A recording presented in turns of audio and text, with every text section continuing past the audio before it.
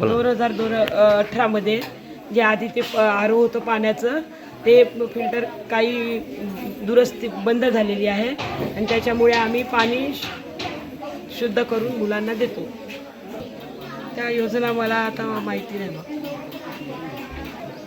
2018च्या अगोदर water cooler होतं, त्यानंतर आम्हाला मिळालं नाही.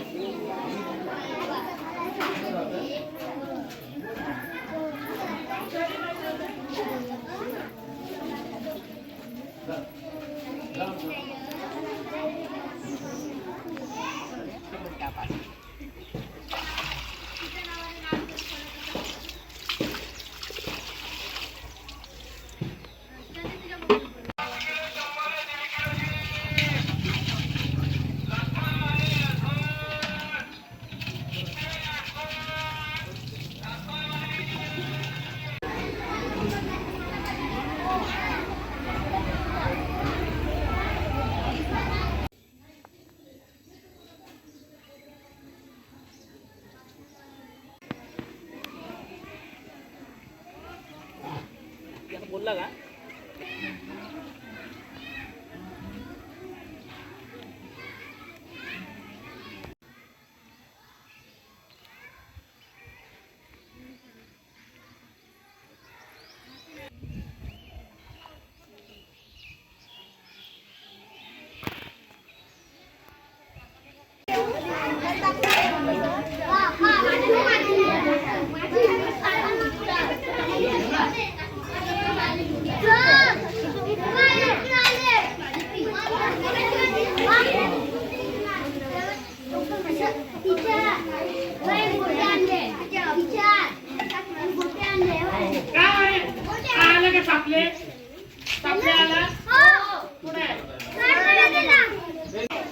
शुद्ध पाणी म्हणजे काय, नेमकं नळाचंच आम्ही वापरल्या जातो.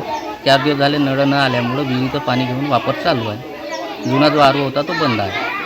आमच्याकडे आरो तर नवीन या वर्षात काही आला नाही, या 1-2 वर्षात. विहिरीचं पाणी आम्ही वापर करून राहिलो नळ न आल्यामुळं. आता इथं आल्यावरही किंवा सुरुवातीला तिथं टाकतात किंवा काय माहीत नाही. आता बरेचसे ते वापरतात, आम्ही बी वापरतो, मुलांना बी देतो, आम्ही बी घेतो. शाळेचं पुरं स्टाफ वगैरे तोच पाणी घेतो. आता पहिला विषय आरोग्याचा तर ते गोष्ट बरोबर आहे. नळ न आल्यामुळं आता नाईलाज आम्हाला ते पाणी वापरावं लागतं. ग्रामपंचायत धाबाचा अजून एक अजब कारभार. झेडपी शाळेला माझ्याकडे ऑनलाईन काढलेले एक वाउचर आहे, ते म्हणजे 22/1/2025 रोजी वाउचर नंबर आहे 12. लिहिलेलं आहे झेडपी शाळेला वॉटर कूलर खरेदी.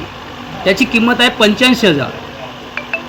पण आज आम्ही झेडपी शाळेला भेट दिली असता तिथं विचारणा केली की वॉटर कूलरचं तुम्ही पाणी देता का मुलांना. त्यांनी सांगितलं की आमच्याकडे कोणतेही वॉटर कूलर उपलब्ध नाही आणि आम्हाला मिळालेलं नाही.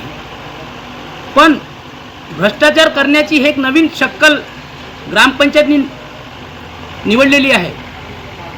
आपण समजतो मुलं ही देवाघरची फुलं.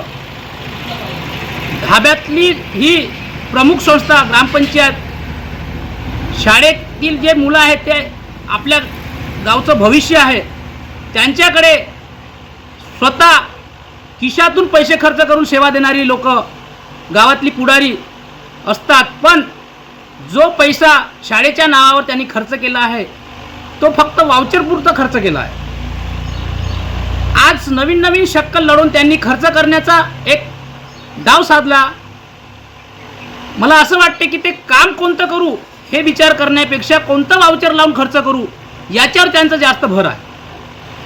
आज दिवसेंदिवस हा भ्रष्टाचार एक दिवस नवीन भ्रष्टाचार पुढे येत आहे. अशा पुढारीला आणि अशा कर्मचाऱ्याला जास्तीत जास्त गंभीर स्वरूपाचे गुन्हे लावून आमच्या धाबा ग्रामपंचायतमध्ये जो भ्रष्टाचार झाला गाववासियांना न्याय द्यावा. पोषण आहार स्वयंपाकाच्या बाया आहोत. आज 15 दिवस झाले नळ नाही येत आहे. आम्ही विहिरीचं पाणी आणून स्वयंपाक करत आहोत, पोरायले पाणी प्यायला देत आहोत. आपल्या इथं जे आधी नळ येत होते तर आम्ही टंकीचंच पाणी घेत होतो. येतं थंड पाणी की मुलाला मिळत नाही. आम्ही नळाचंच पाणी पोरायला देत होतो, पाईपाचंच पाणी.